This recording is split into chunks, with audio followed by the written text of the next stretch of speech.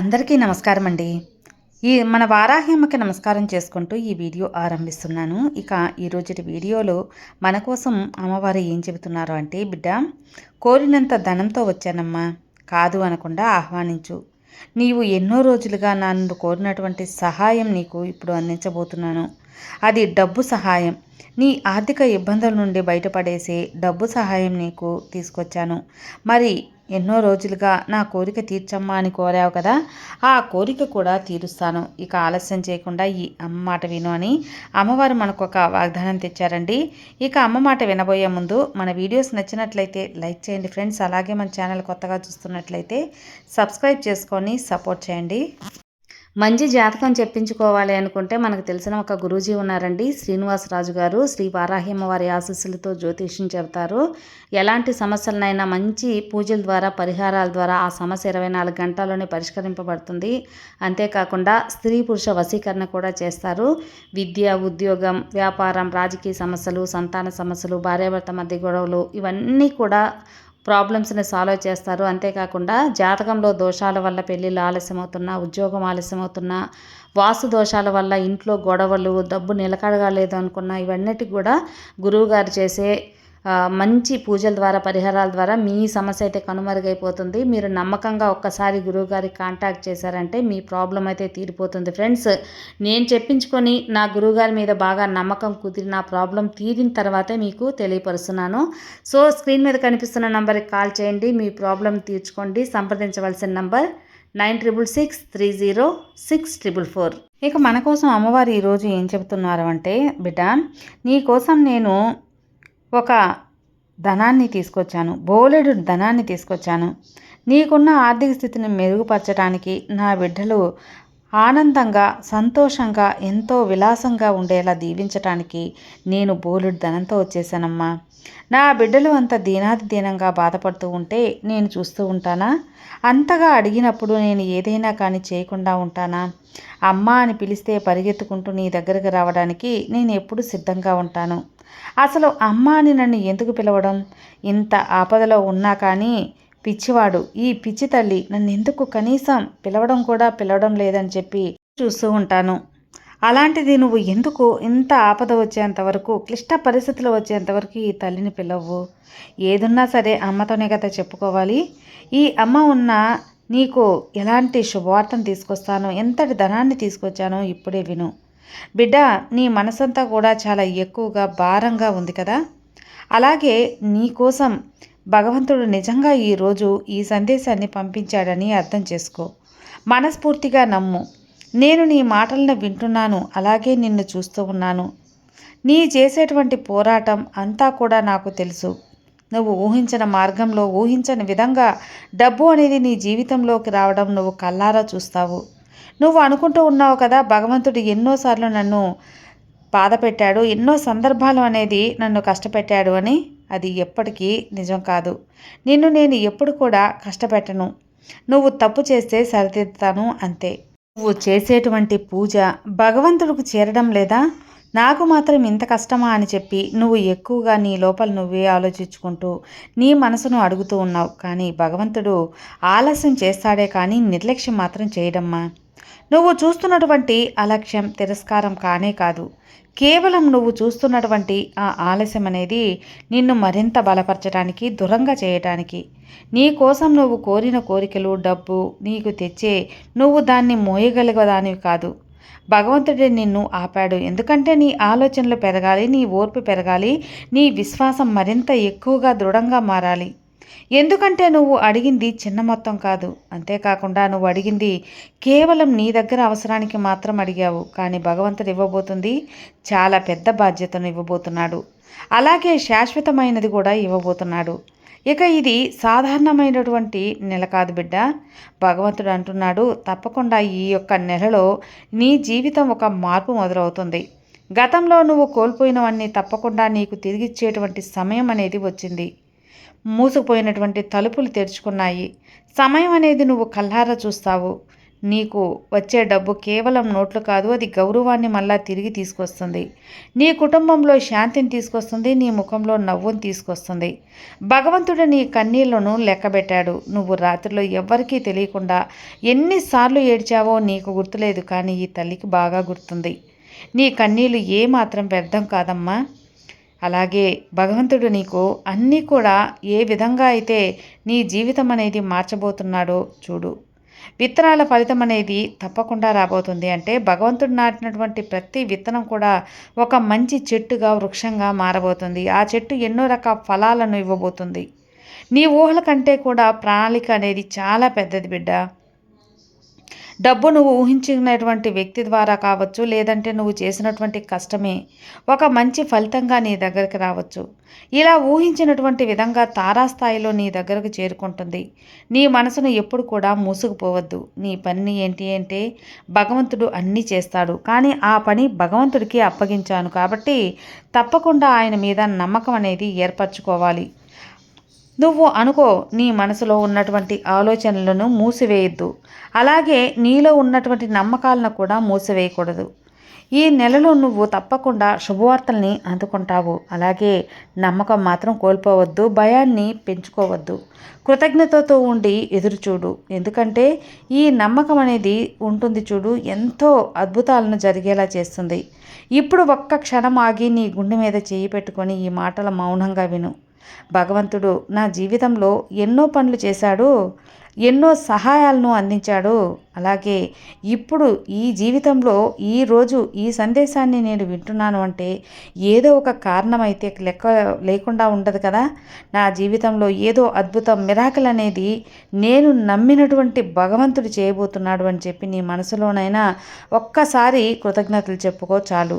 ఈ నెలలో నీ జీవితంలోకి ఎంతో అద్భుతమైనటువంటి మార్పు, చాలా రకాల శుభవార్తలు వినాలనే చేస్తాను. నిన్ను నేను సిద్ధంగా ఉంచబోతున్నాను. ఇప్పుడు నేను చెప్పబోయేది ఏంటి అంటే డబ్బు ఇప్పటి వరకు ఆగిపోయింది. ఎందుకంటే భగవంతుడు కొన్ని తీసేసినా అవి అవసరమైన అనవసరమైన ఏదైనా కూడా భయపడకొద్దు. మరింత ఎక్కువగా నిన్ను దృఢపరచుకో. నువ్వు సిద్ధంగా ఉండు. అలాగే ఈ రోజున నేను నీకు ప్రతి ఒక్క విషయాన్ని కూడా చెప్పబోతున్నాను. అంటే నువ్వు వింటున్నావంటే యాదృచ్ఛికం కానే కాదు బిడ్డ. భగవంతుడు నిన్ను విడిచిపెట్టలేదని నీకు గుర్తు చేస్తున్నాడు. భగవంతుడు నీతో ఉన్నాడని, మాట్లాడుతున్నాడని నీకు తెలియచేస్తున్నాడు. భగవంతుడు ఇప్పుడు నీతో ఇవాళ ఒక విషయాన్ని చెప్పాలనుకుంటున్నాడమ్మా. నేను ఏది ఆపలేదు. నీకు రాబోయేది పెద్దదిగా నేను ఆశీర్వదించాను. ఆగిపోయినట్లు అనిపించినా అది శాపం కాదు, నీ జీవితానికి రాబోయే అద్భుతం. ఎంత ప్రయత్నించినా కానీ డబ్బు రావట్లేదు అని, తలుపులు మూసిపోయాయని అనుకుంటున్నావు కదా. విను, డబ్బు ఆగిపోవటం శిక్ష కాదమ్మా, అది రక్షణ. భగవంతుడు నీకు ముందే డబ్బు ఇచ్చుంటే అది నిన్ను ఎంతోమంది తప్పు వ్యక్తులు దగ్గరకు తీసుకెళ్లేది, తప్పుడు నిర్ణయాలు తీసుకునేలా చేసేది. కాబట్టి నిన్ను భగవంతుడు అన్ని రకాలుగా నిన్ను ఆపాడు. అలాగే నువ్వు కోరిన విధంగా ఎన్నో రకాల అవకాశాలను కూడా అందివ్వలేదు. కొన్ని సమయంలో అది కేవలం భగవంతుని తప్పు కాదు, నిన్ను తప్పుదోవ పట్టించకుండా, సమాజంలో నిన్ను తప్పుడు వ్యక్తిగా చూపించకుండా, నీలో గర్వం, అహంకారం నిండకుండా అన్ని రకాలుగా నిన్ను కాపాడుకుంటూ వచ్చాడు. కొన్ని మార్గాలు సులభంగా కనిపించినా వాటిలో శాంతి ఉండదు. అందుకే భగవంతుడు నీ కళ్ళ ముందు కొన్ని అంటే భగవంతుడి మీద నింద మోపడానికి సిద్ధంగా ఉంటాడు. కానీ నీవు మాత్రం ఎక్కడా కూడా ఎవరి దగ్గర కూడా తప్పుడు వ్యక్తిగా నిలబడకూడదు. ఆయన తపన కాబట్టే నువ్వు త్వరగా డబ్బు రావాలనుకుంటున్నటువంటి ప్రతిసారి కూడా అది ఆలస్యం అవుతూ వచ్చింది. అలాగే సమాజంలో నిన్ను తప్పుడు వ్యక్తిగా చూపించాలని చాలామంది రకరకాలుగా నిన్ను నరదృష్టితోనూ లేదా నరకన్నుతోనూ చూసే విధంగా తప్పుడు విధానంతో చాలా రకాలుగా నీకు తెలియకుండా నీ వెనుక జరిగాయి. కాబట్టి అవన్నీ కూడా చెప్పాలంటే నీ మనసును కాసేపు కళ్ళు మూసుకో. ఒక్కసారి నీ గతంలో జరిగినటువంటి విషయాలు కూడా గుర్తు చేసుకుంటే నీకే అవగతమవుతుంది. అది శిక్ష కాదు, అలాగే అది తప్పు కూడా కాదు. కేవలం నిన్ను కాపాడటం కోసం మాత్రమే కొన్ని రకాల ఆలస్యాలు జరుగుతాయి. నీలో ఏం మార్చింది? భగవంతుడు మనసు ఏ విధంగా మార్చబోతుంది? ఇలాంటిది కనుక నువ్వు తెలుసుకోగలిగినట్లయితే నీ మనసు అనేది మరింత శుద్ధి చేస్తాడు దేవుడు. నీ మనసు అనేది పవిత్రం చేస్తాడు.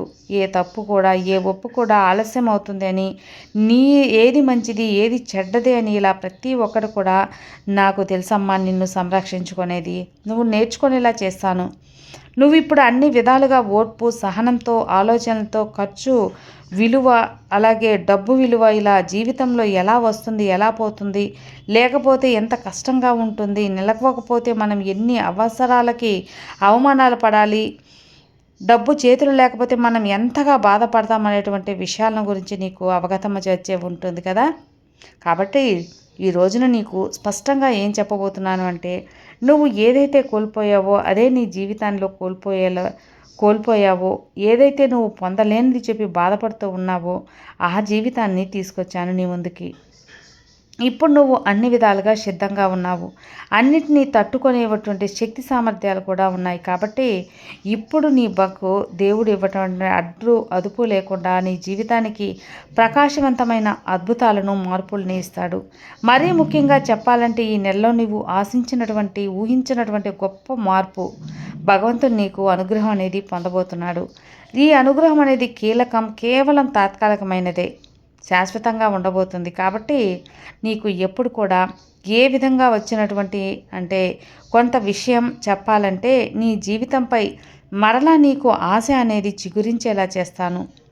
నీ గతం, నీ భవిష్యత్తు కూడా అన్ని రకాలుగా పూర్తిగా అంటే నీ గతం జరిగేటువంటి విషయాలు కూడా మరలా గుర్తుకు తెచ్చుకొని నీ దగ్గరకు డబ్బు వచ్చినప్పుడు ఏమాత్రం అహంకారం ప్రదర్శించవద్దు బిడ్డ. అలాగే నీ మనసు పూర్తిగా మారిపోతుంది. డబ్బు నీ చేతిలో ఉంది కాబట్టి నువ్వు దైవ పూజలను కానీ, లేదంటే దైవ నామస్మరణ కానీ దైవానికి దూరంగా అయిపోతావు. కాబట్టి కొన్ని విషయాలలో ఏంటంటే దేవుడు నిన్ను ప్రేమిస్తాడు, నీ మనసును ప్రేమిస్తాడు. కానీ కొంతమంది మనుషులకు డబ్బు లేనప్పుడు ఒకలా, డబ్బు ఉన్నప్పుడు ఒకలా మారిపోతారు. వారి మనస్తత్వం మార్చుకుంటారు. ఏదైతే ఎవరైతే ఇచ్చారో ఆ భగవంతుడు మర్చిపోతాడు. ఆ భగవంతుడు పూజనే మర్చిపోతారు. కాబట్టి ఇలా ఎక్కడ కూడా ఎప్పుడు కూడా నువ్వు భగవంతుడిని మర్చిపోతావు అని చెప్పేసి కేవలం నీ దగ్గర కొంత డబ్బు అనేది లేకుండా చేస్తాను. కాబట్టి ఆ ఒక్కటైతే గుర్తుపెట్టుకోమ్మా, నీ అవసరానికి ఎప్పుడు కూడా భగవంతుడు సహాయం చేయకుండా ఉండడు అని. నీకు ఏదైనా ముఖ్యమైనటువంటి అవసరం ఏర్పరిచిందో అది తప్పుగా కావచ్చు, అప్పుగా కావచ్చు, సహాయం కావచ్చు, ఏ రూపంలో అయినా కావచ్చు, నీ దగ్గరికి డబ్బు అనేది పంపిస్తాను. కానీ అధిక మొత్తంలో నీవు ఎన్నెన్నో కలలు కన్నావు అంటే నా చుట్టూ ఉన్నవాటిలా నేను సరదాగా ఉండాలి, నేను చక్కగా నలుగురితో ఎలా ఎంజాయ్గా బ్రతకాలి, బయటికి తిరగాలి, అలాగే పిల్లలతో చక్కగా బయటికి తీసుకెళ్ళాలి, అందరిలాగా దగ్గరగా ఉండాలి, ఇటువంటి ఎక్కువగా నువ్వు ఆశపడ్డావు. హుందాగా బ్రతకాలని కోరుకున్నావు. చెప్పాలంటే ఇవన్నీ కూడా నీకు అక్కర్లేదని చెప్పి భగవంతుడు అనుకున్నాడేమో. నీకు కేవలం స్వచ్ఛమైనటువంటి ప్రేమ మాత్రమే కావాలని చెప్పి, డబ్బు వస్తే ఎక్కడ నువ్వు ఆ ప్రేమకు దూరం అవుతావు అని చెప్పి నిన్ను డబ్బుకు దూరంగా ఉంచాడు. అయితే నీకు ఇప్పుడు చాలా అవసరం. నువ్వు చేసేటువంటి కష్టానికి తగినటువంటి ప్రతిఫలమే కావచ్చు, లేదంటే నేను అన్ని రకాలుగా కష్టపడ్డాను కదా, కష్టపడిన దానికి కొంచెం అదృష్టం జోడై వస్తే నేను కూడా నలుగురిలో హుందాగా ఉంటాను కదా, గొప్పగా బ్రతుకుతాను కదా, నాకు నా బిడ్డలకి ఎంతో ఒక రూపంలో అవసరం తీరుతుంది కదా అని నువ్వు అనుకోవచ్చు. కాబట్టి నిన్ను పరీక్షించి కూడా భగవంతుడు వేస్ట్ అనుకుంటాడేమో తెలియదు. కానీ ఈరోజు ఈ సందేశం నువ్వు వినేలా చేశాడు అంటే మాత్రం తప్పకుండా నీ జీవితంలో నువ్వు అనుకున్నటువంటి దశ అనేదిగా మారబోతుంది. అలా చెప్పుకోవచ్చు బిడ్డ. కాబట్టి అది కూడా నువ్వు ఆశించిన విధంగా ఈ నెలలో ఒక పెద్ద మార్పు అనేది రాబోతుంది. తప్పకుండా వస్తుంది కూడా. అయితే కొన్ని సంకేతాలు కనిపిస్తే నువ్వు అర్థం చేసుకో. ఈ యొక్క నెలలో ఈ 3 జరుగుతున్నట్లయితే అది భగవంతుని యొక్క సంకేతం. అందులో 1 నువ్వు అనుకోకుండా ధైర్యంగా మారడం, 2 భయం తగ్గించుకొని నమ్మకం అనేది పెరగడం, ఇక 3వది నీ మనసులో ప్రశాంతత ఏర్పడడం. ఇవన్నీ ఉన్న చోట భగవంతుడి యొక్క అనుగ్రహం పరిపూర్ణంగా ఉంటుంది.